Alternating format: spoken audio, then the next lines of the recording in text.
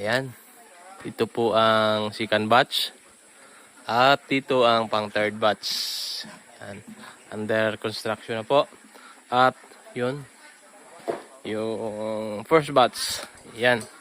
20 months old na ngayon siguro ito. Ayan. Tingnan natin. So, ayan. Dami mga wire. Baka makuryente tayo. Ayan. Yung first batch. So, talagang ano na.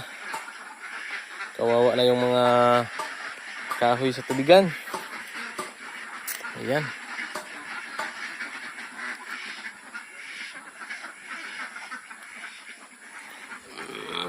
Second batch. Yan yung ilalim.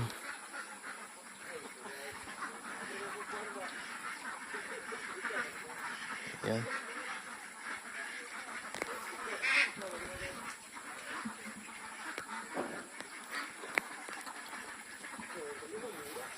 Yan.